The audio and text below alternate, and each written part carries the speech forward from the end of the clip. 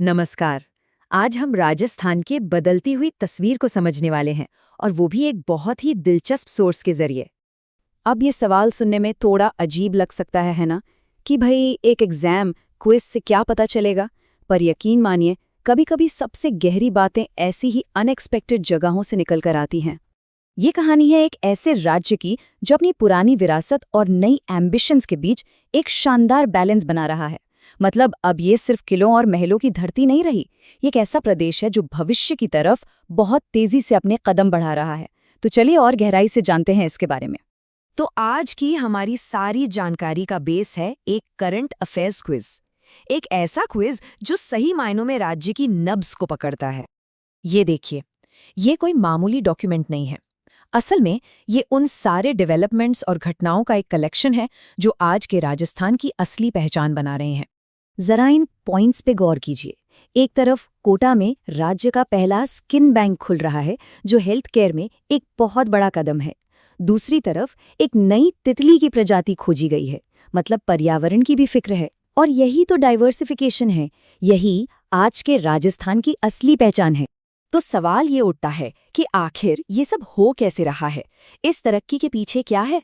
चलिए अब देखते हैं कि सरकारी योजनाएं और इनिशिएटिव्स इस बदलाव को कैसे मुमकिन बना रही हैं।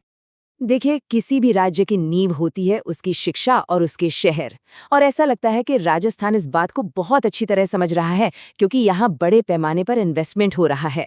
और यही इन्वेस्टमेंट भविष्य की बड़ी कामयाबियों की जमीन तैयार कर रहा है। 100 करोड़ रुपए, ये सिर्फ एक नंबर नहीं है, बल्कि ये हायर एजुकेशन के भविष्य में किया गया एक बहुत बड़ा इन्वेस्टमेंट है। इससे ना सिर्फ युवाओं के लिए नए दरवाजे खुलेंगे, बल्कि आगे हम देखेंगे कि यही इन्वेस्टमेंट कैसे इनोवेशन को भी बढ़ावा दे रहा है। लेकिन विकास का मतलब सिर्फ इंफ्रास्ट्रक्चर और बड़ी बड़ी इमारतें बनाना तो नहीं होता है ना।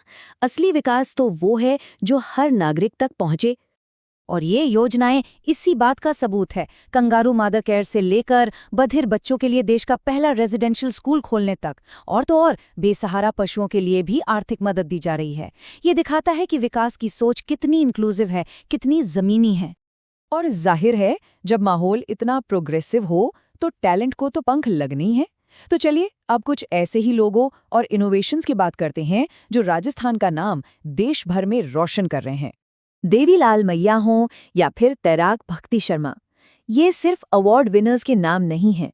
ये इस बात का सबूत हैं कि राजस्थान का टैलेंट, चाहे वो साहित्य हो या खेल, हर मैदान में अपनी चमक बिखेर रहा है।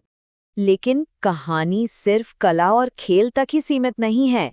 अब बात करते हैं टेक्नोलॉजी की, जहां राजस्थान एक नया इतिहास लिख रहा है। वरुण, भारत का पहला पैसेंजर ड्रोन। और ये बहुत ही अहम है। याद है, हमने थोड़ी देर पहले 100 करोड़ की यूनिवर्सिटी ग्रांट की बात की थी। आईआईटी जोधपुर से निकला ये वरुण ड्रोन उसी इन्वेस्टमेंट का एक जीता जागता नतीजा है। ये सीधे सीधे दिखाता है कि कैसे एजुकेशन में लगाया गया पैसा देश की टेक्नोलॉजिकल पावर में बदल जाता। अच्छा, इतनी सारी मॉडर्नाइजेशन और टेक्नोलॉजी की बातों के बीच क्या राजस्थान अपनी जड़ों को भूल रहा है? बिल्कुल नहीं।